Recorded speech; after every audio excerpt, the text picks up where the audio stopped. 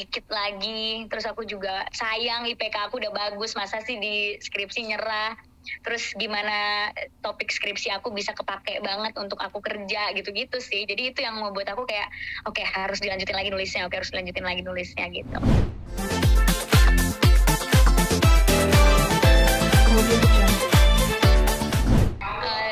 Panjang banget pastinya perjalanannya 3,5 tahun kuliah sambil syuting, sambil ngurusin bisnis. It's not an easy journey for me, bukan pengalaman dan perjalanan yang mudah buat aku, karena jujur susah banget untuk bagi waktunya kan. Tapi kan aku harus benar-benar bisa memberikan yang terbaik gitu, karena dengan aku memutuskan untuk kuliah, aku harus siap sama konsekuensinya.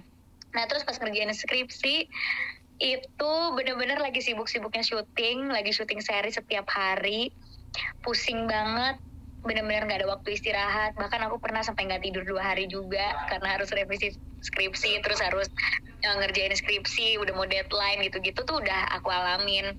Nah terus tadi pas sidang lancar banget, dan mendapatkan result yang bagus, itu udah seneng banget sih, benar-benar seneng banget lah. Akhirnya semua pengorbanan waktu, energi itu terbayar dengan baik gitu. Mungkin cara membagi waktunya Kak, dari Kakak ini kan sibuk syuting, terus pendidikan juga berjalan, fokus pendidikan juga, gimana sih cara membagi waktunya gitu Kak? Kayaknya nggak akan ada yang kuat sih kalau misalnya ngelihat aku ya, karena aku lumayan agak nggak sehat, jangan dicontoh sebenarnya, karena aku mengorbankan waktu tidur banget. Karena kan syuting dari pagi ke pagi, terus kadang tuh di sela-sela syuting misalnya ada break, itu aku nggak pakai breaknya aku pakai buat ngerjain skripsi. Terus kadang udah sampai rumah tetap ngerjain skripsi lagi. Kayak hari ini aku sidang jam 2 siang nih, tapi jam 6 pagi aku udah bangun buat aku belajar lagi gitu. Jadi benar-benar memanfaatkan waktu yang aku punya sebesar-besarnya gitu. Atau kayak misalnya aku on the way ke lokasi nih, dari rumah ke lokasi, itu di mobil aja aku bisa buka laptop dan belajar gitu. Jadi benar-benar memanfaatkan waktu yang ada gitu. Terus kadang akhirnya mengorbankan waktu istirahat, waktu me time, waktu liburan, waktu tidur. Memang agak kurang sehat, tapi ya dengan harapan kan aku bisa maksimal ngerjain skripsinya, dan alhamdulillah terbayar dengan baik gitu. Nah hasilnya, lanjut, saya mau tanya. Oke, Kak, selama proses ngejalanin skripsi ini sendiri sempat naik turun juga nggak, kayak moodnya gitu? Aduh, males nih. Soalnya kan kegiatan juga padat gitu, syuting, bisnis kayak gitu. Banget ya, bohong kalau misalnya aku bilang mood aku on fire terus pas ngerjain skripsi. Ada saat-saat dimana aku nangis terus karena benar-benar capek banget. Syuting kan, ya kita tahu lah, syuting tuh capek banget dari pagi ke pagi. Terus tiba-tiba udah harus deadline ya, terus tiba-tiba revisi, terus tiba-tiba harus ini, harus itu, atau harus interview. Karena aku untuk skripsi aku kan metodenya kualitatif, dan aku harus interview 7 orang. Nah itu harus ngikutin jadwal mereka. Jadi aku benar-benar harus ngosongin waktu untuk bisa wawancara mereka gitu loh. Jadi benar-benar, aduh, ada momennya dimana aku nangis terus mau nyerah gitu. Cuma aku ngelihat perjalanan aku 3 tahun ke belakang, dimana aku benar-benar pengen banget bisa meneruskan kuliah, dan masa sih ngerjain skripsi nyerah gitu. Akhirnya aku terus berjuang walaupun melewati masa-masa susah kayak gitu, dan didukung juga sama orang-orang sekitar yang menyemangatin aku untuk bikin skripsi. Akhirnya jadi gitu. Berarti Prilly sendiri ibarat nggak dapat dispensasi nih, kemudahan dari pihak kampus ini untuk ngerjain skripsi? Sama sekali, aku nggak dapat kemudahan apa-apa. Sama aja di treatmentnya kayak murid-murid lain. Kalau emang skripsinya kurang bagus ya direvisi sampai bagus. Kalau emang skripsinya kurang lengkap ya dilengkapin sampai lengkap gitu. Jadi bener-bener nggak ada perbedaan mentang-mentang aku public figure terus jadi ada kemudahan gitu. Nggak sama sekali. Justru di sini aku harus ngebuktiin gitu, sebagai public figure aku juga bisa menyeimbangkan pendidikan aku walaupun aku sambil kerja, dan aku nggak cuma kuliah pengen ijazahnya doang, tapi aku bener-bener serius menjalankan kuliah gitu. Hasilnya kumlot nggak sih Kak? Kalau udah tahu. Alhamdulillah sejauh ini akumulasi IPK-nya cum laude sejauh ini, alhamdulillah. Terus skripsinya juga alhamdulillah hasilnya A. nanti kita lihat pas wisuda. Oh, tunggu wisuda ya berarti ya. Nah, mungkin next Biar official gitu loh Mas. belum official, iya sih. Nah, kakak mau lanjut ke S2 kah atau gimana kak? Kayaknya aku pengen istirahat dulu karena bener-bener 3 tahun setengah terakhir ini aku nggak ada have fun gitu kayaknya ya, bener-bener belajar kerja gitu. Terus saran dari orang tua aku juga jangan lupa untuk have fun juga gitu, karena aku selalu kerja dan belajar takutnya malah stres juga. Jadi kayaknya aku mau istirahat dulu mungkin setahun atau 6 bulan baru memutuskan untuk mau lanjut atau enggak. Cuma yang pastinya sih aku nggak akan berhenti belajar sih, either aku ambil S2 atau program-program belajar gitu. Ada ini nggak kak, mungkin cita-cita untuk melanjutkan S2-nya ke luar negeri gitu? Ada sih, pengen banget, cuma itu kan tergantung kerjaan di sini bisa ditinggal atau enggak. Karena kan kerjaan aku bukan syuting doang, aku ada bisnis juga, ada beberapa bisnis yang belum bisa ditinggal dan memang ada beberapa bisnis yang baru mau akan launching gitu. Jadi aku lihat kerjaan di sini, kalau kerjaan di sini aman untuk ditinggal, mungkin aku akan ngambil studi di luar. Tapi kalau misalnya nggak bisa ditinggal, ya aku ambil dari universitas luar tapi online gitu. Mungkin sekarang udah bisa gitu. Mungkin udah ada gambaran sendiri, mungkin kayak pengen ngambil studi di luar negeri itu di mana, Harvard atau mungkin di mana gitu kak? Banyak sih, banyak banget. Aku dari kemarin sebelum sidang pun udah ngecekin kampus yang memang jurusannya terus programnya itu sesuai dengan apa yang aku mau, karena aku juga nggak mau asal masuk kampus tapi ilmunya nggak relevan sama kerjaan aku kan. Jadi aku masih cari-cari juga kurikulum atau program yang sesuai sama kerjaan aku dan bisa mendukung kerjaan aku gitu. Real, yang menarik itu ada pesan dosen, salah satu dosen lo sempat update di story. Dosen bilang untuk santai aja menghadapi skripsi, tapi lo nya memang agak ini ya, pusing, nggak tenang gitu. Gimana nih mungkin dari dosen-dosen sendiri? Dosen pembimbing aku tuh tahu persis gimana aku kerja keras ngerjain skripsi kan, bisa yang teleponan sama dia terus, whatsappan sama dia terus, nyamperin dia ke rumah, jadi dia tahu gimana aku struggle ngerjain skripsi. Makanya pas kemarin udah mendekati sidang, dia bilang 2 hari sebelum sidang kamu nggak usah buka-buka skripsi, kamu santai, make yourself happy, pokoknya happy aja, karena saya lihat skripsi dan kesiapan kamu sebenarnya udah siap, jadi nggak usah nervous. Cuma namanya aku ambis ya, bener-bener gak tenang kalau gak buka skripsi. Jadi kayak mau bikin diri sendiri happy 2 hari terakhir juga bingung mau ngapain, karena yang dipikirin cuma skripsi gitu. Jadi ya tetap aja aku belajar 2 hari terakhir. Bahkan semalam baru pulang syuting jam 12, terus gak tidur, bener-bener buka skripsi lagi gitu. Oke, kan kakak selama ini belajar tentang komunikasi selama 3,5 tahun dan hari ini tadi sidang. Nah, apa yang kakak mau terapkan di kehidupan nyata kakak? Kayak misalnya apa sih yang mau diaplikasiin gitu ke masyarakat gitu selama yang kakak? Banyak banget. Komunikasi itu kan nggak sesimpel itu ya. Komunikasi itu banyak banget cabangnya. Ada public speaking, terus aku public relation, terus skripsi aku juga tentang MPR strategy, marketing public relation. Yang itu sangat kuat keterkaitannya sama kerjaan aku di bisnis. Dimana kan sekarang kita lagi melakukan perubahan kan. Kayak tadinya sebelum pandemi bisnis kita jalannya seperti apa, sekarang pas pandemi kita harus melakukan perubahan. Nah, aku meneliti soal itu, bagaimana satu perusahaan ini bisa bertahan di pandemi dengan melakukan strategi-strategi baru dari marketing public relation gitu.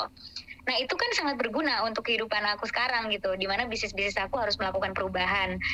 Jadi itu benar-benar keterkaitannya kuat banget skripsi sama kerjaan aku gitu. Yang lain? Yang mau nanya? Kak, mungkin selama ini yang paling utama kan selama menjalankan skripsinya ya, kan sempat dibilang tadi jarang istirahat, tidur waktunya kurang. Sempat kondisi badan seperti apa sih kak? Pasti ngedrop kan? Atau hampir masuk rumah sakit atau seperti apa gitu? Kalau ngedrop yang sampai kayak gitu enggak sih, alhamdulillah banget ya, karena aku tetap jaga kesehatan, tetap minum vitamin, apalagi lagi COVID kayak gini udah pasti dopingnya banyak banget. dimana aku harus syuting, harus keluar rumah, harus ketemu banyak orang gitu. Jadi memang aku ngelakuin swab rutin, minum vitamin banyak, kadang suntik vitamin juga. Jadi alhamdulillah kalau sampai drop yang sampai kayak gitu enggak sih, alhamdulillah. Gitu. Paling mentalnya aja yang drop, fisiknya enggak, alhamdulillah. Tapi Kak, mungkin Gitu. pengen tahu nih yang menguatkan saat-saat mungkin saat menjalankan skripsi, ngerjain skripsi kan pasti naik turun. Apa sih alasannya mungkin bikin Kak Prilly akhirnya bisa kuat lagi dapat support dari mana aja sih mungkin? Sebenarnya kalau aku tuh jujur, aku kalau masalah itu aku support diri aku sendiri sih. Soalnya mama papa aku tuh tipe orang tua yang santai banget. Jadi kalau ngelihat anaknya stres, dia malah yang kayak udah tenang, gak usah terlalu dipikirin. Nah sedangkan aku kan butuh motivasi yang bisa ngebuat aku akhirnya ngerjain lagi dan semangat lagi kan. Jadi aku yang kayak cuma inget tujuan awal aku apa, terus aku inget ini tinggal dikit lagi. Terus aku juga sayang IPK aku udah bagus, masa sih di skripsi nyerah. Terus gimana topik skripsi aku bisa kepake banget untuk aku kerja gitu-gitu sih. Jadi itu yang membuat aku kayak oke, harus dilanjutin lagi nulisnya gitu. Persisnya judul skripsi kamu tuh apa sih, dan apa yang nggak bisa kamu lupain tuh dalam penulisan ini? Mungkin kamu ngapain gitu dalam penulisan skripsi ini? Judul skripsi aku MPR Strategy in Repositioning the Brand of MD Entertainment to Enter Digital Market. Skripsi aku dalam bahasa Inggris. Yang ngebuat aku nggak lupa sama penulisannya semua prosesnya sih. Dimana aku harus ngewawancara semua sumber, terus harus ngejar-ngejar sumbernya ya kan, biar kasih jawabannya cepet karena kan deadline skripsi. Terus gimana aku menganalisa gitu dari sumber tersebut, dari teori yang aku pakai, pendapat aku sendiri gitu. Jadi benar-benar terus ngelihat perubahan sekarang. Jadi aku kan skripsinya itu backgroundnya situasi pandemi. Nah situasi pandemi kan datanya update terus kan. Nah itu tuh yang ngebuat skripsi aku jadi kompleks banget karena datanya berubah-berubah. Itu sih paling yang ngebuat aku harus terus up to date sama data pandemi gitu. Oke, sekarang kan bisa dibilang kan tadi sempat bilang motivasinya karena diri sendiri, kan? Next, apakah kakak bakal lanjut memikirkan masa depan gitu? Ada kutip masa depan gitu. Apakah kakak bakal berpikiran ke situ kak? Gitu, Kak Prilly? Belum sih mas. Pacar, Wak. Iya, Wak. Soalnya kan Kak Prilly sekarang ibaratnya udah gak muda lagi lah, udah 26 tahun lah. Enak aja. Coba sebutkan Pril cowok yang lagi deket sama lo. Iya, masalahnya sekarang udah gak muda lagi. Gimana tuh Kak? Umur aku memang sudah 25 tahun ya dalam beberapa bulan ke depan gitu. Cuma balik lagi, aku tuh masih ngerasa aku kayak masih anak remaja aja gitu, nggak tahu kenapa, dan masih belum siap untuk nikah atau ke jenjang yang jauh lebih serius gitu. Teman-teman aku sih semua udah pada nikah ya, maksudnya udah pada ada yang udah punya anak, kalau reunian SMA ya udah nikah gitu. Cuma akunya belum siap sih mas, kayak nikah tuh nggak bisa dipaksa karena bayangin yang tadinya bangun tidur sendiri, tiba-tiba bangun tidur ada orang, kan aneh, kayak nggak bisa dipaksa gitu.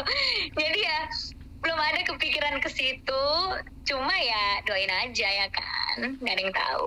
Tapi Sekarang berarti Kak Prilly mungkin tapi sempat terlintas gak selama mengerjakan skripsi kemarin itu kan, biasanya itu orang kalau lagi sibuk-sibuknya nikah lagi aja gitu ya? gitu. Ada yang nyemangatin, ada ya sayang udah makan belum? Kurang apa nih ya kayak gitu. Pas pernah bayangin gak sih kayak gitu? Ya, kalau, lah aku belum berpikiran nikah kan belum tentu nggak ada juga, ada lah kalau kayak gitu mah ada. Kan maksud saya ke situ Nona. Oh iya ada, tapi ya udah. Kayak gimana sih semangatinya kayak gimana sih Kak? Mungkin bisa diceritain ke kita tuh semangatinya samuannya itu kayak gimana sih? Apa ya semangatinnya? Ya nggak sereceh kamu udah makan atau belum sih jujur. Kayaknya udah beda ya. Maksudnya kan saya bukan umur 18 tahun lagi yang nggak perlu diinget-ingetin makan ya kalau aku. Cuma lebih ke dikasih kata-kata afirmasi positif supaya aku tetap semangat. Kayak misalnya I'm so proud of you, bangga banget sama kamu, udah bagus kok skripsinya. Misalnya aku stres, karena kan aku kadang suka memasalahkan hal kecil, padahal itu bukan masalah gitu. Kayak, duh kayaknya salah di penulisannya, ini kayak gini deh. Enggak kok udah bagus gitu, kamu pasti bisa gitu-gitu. Ngebantu juga nggak sih Kak ngerjain skripsi, kayak ngebantu juga nggak sih Kak pas lagi nyari data, bantuin nyari kayak gitu sih? Kebetulan kalau kayak aku tuh kalau masalah kerjaan nggak suka ada yang ikut campur gitu, karena ya emang emang beda bidang aja, beda jurusan. Jadi kayak dia juga kurang relevan sama topik skripsi aku karena beda jurusan gitu. Jadi ya nggak pernah yang ngebantuin gitu. Cuma paling ngebeliin es krim kalau lagi nangis ngerjain skripsi, ya gitu-gitu ya kan. Aku disogoknya pakai makanan soalnya. Emang kalau es krim gitu buat mood Kak Prilly bagus ya? Ya, semua makanan. Saya makan segala, jadi kalau lagi bete dibeliin makanan. Nah, Kakak tuh orang tipenya tuh yang nggak suka dipublish ya kalau pasangan ya? Iya, karena ngapain juga gitu. Tapi nggak yang sok-sokan backstreet atau apa, cuma emang nggak ngeposting aja. Karena bukannya karena takut apa, cuma kenyamanan kita berdua gitu. Yang kemarin juga sih BTW dari yang public kemarin figure bukan apa sih. Orang biasa Kak pasangannya? Mak gue ketawa tuh. Katanya usaha ya Pil. Waduh. Kantin parah banget sih, bener sih. Parah banget, kantin. Nanti aja kalau lagi berdua kita ketemu lagi. Berarti besok pas wisuda Jadi ada akan datang ya Kak ini ya Kak? momennya Pasangannya akan datang nih pas wisuda besok nih ya? Pasti datang. Oke, kita jagain besok. Pril, yang kemarin rame bukan sih pasangan lo? Pril, yang kemarin rame bukan sih yang fans pada nge-ship lo sendiri? Kayaknya aku di-shipin sama semua orang deh, jadi bingung yang mana. Doain Ya. aja.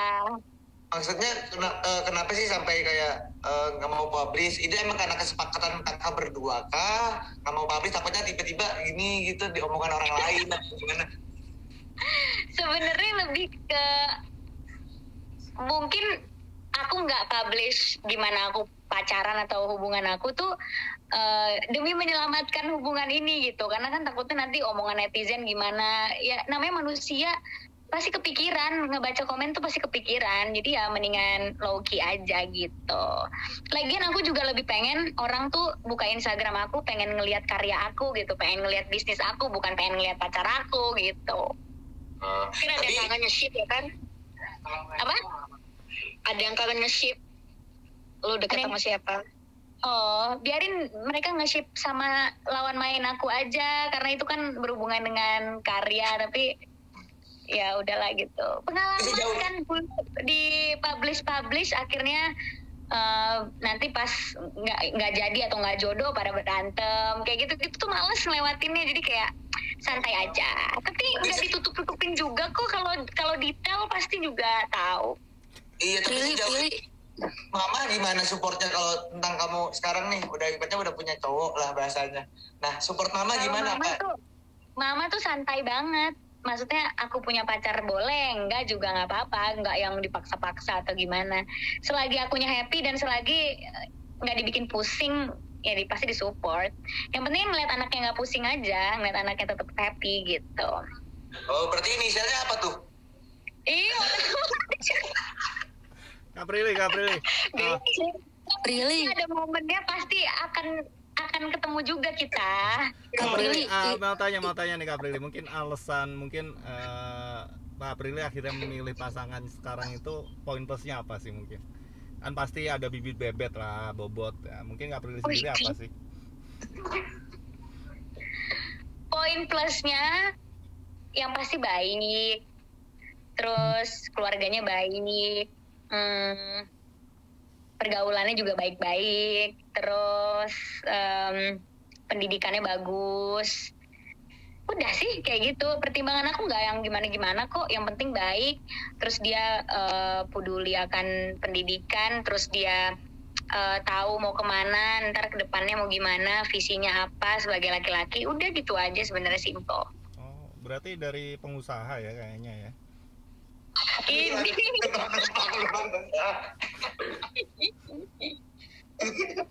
Seru nih. ketawa di belakang, tahu gak sih? Tapi kakak tipe orang yang bucin gak sih kak? Kalau kepada pasangan gitu? Aku bisa dikondisikan. Kalau pasangan aku suka aku bucin, ya aku bucin. Kalau dia sukanya aku mandiri, ya aku mandiri.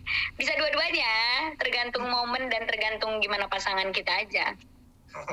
Yang lain, saya sih Kak Prilly, nanya dong nih. Apa? Ini kan usia masih muda nih ya kan, masih muda tapi pencapaian sarjana udah. Itu mah dianya aja tuh. Sarjana udah dapet, terus sinetron udah, series udah, film udah, bisnis juga dapet. Apalagi sih pencapaian seorang Prilly Latuconsina yang mungkin kayaknya masih gue belum cukup nih, pengen gue kejar lagi gitu. Apa ya? Jujur kalau nanya mau apa lagi, banyak sih. Karena aku tuh bukan tipe yang cepet puas, dan kayak masih banyak banget hal yang perlu aku pelajarin lagi, dan masih banyak hal yang bisa aku lakuin lagi gitu. Jadi ya kalau ditanya, bisnis udah ya, tapi kan banyak bisnis-bisnis yang belum aku punya, dan pengen nambah bisnis baru juga. Pendidikan udah ya, masih ada S2 gitu kan. Karir udah ya, tapi masih banyak karakter-karakter yang belum aku mainin. Jadi kayak nggak akan ada habisnya sih Mas kalau ngomongin kayak gitu, karena aku diajarin sama orang tua aku kalau udah dapet target kita di awal ya harus set target baru lagi supaya kita nggak stuck di situ-situ aja gitu. Jadi aja panutan nih emang nih. Oke. yang lain. Kak Prilly, mungkin next Oke, pengen Pril. berkecimpung juga nggak? Mungkin bicarakan pengen target naik level next ke karir level, naik lagi. Mungkin pengen target juga nggak sampai gue pengen terjun nih di politik biarpun masih lama ya gitu. Sempat pikiran juga nggak sih? Kalau di politik nggak sama sekali sih. Aku nggak mau kalau di politik ya, karena aku udah nyaman sama hidup aku sekarang, dan politik is another things, kayak itu ruang lingkup yang beda banget gitu, dan nggak tertarik untuk menekuni juga, takut nggak amanah juga. Jadi kayaknya kalau politik enggak sih. Yang lain. Oke. Pril, dikit dong di luar ini ya. Di luar TikTok kan sempet rame IG lo posting foto yang kayaknya karakter di luar Prilly nih.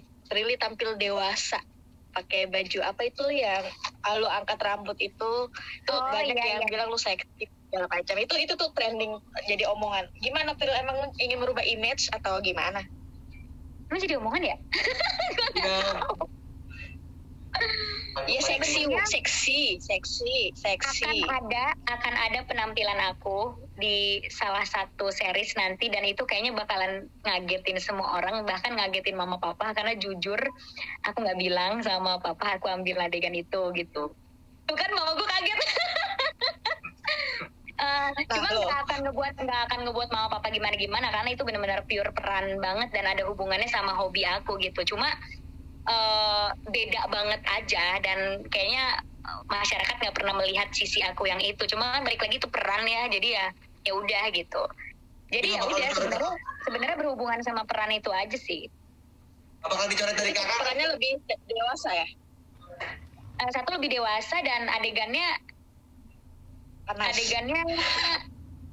bukan adegan panas sama lawan main ya, enggak. Cuma Iya. adegannya kayak orang nggak pernah lihat aku kayak gitu aja gitu. Jadi ya pelan-pelan lah, maksudnya supaya masyarakat nggak kaget juga pas nonton adegannya. Jadi pelan-pelan dikasih lihat sisi lain gitu.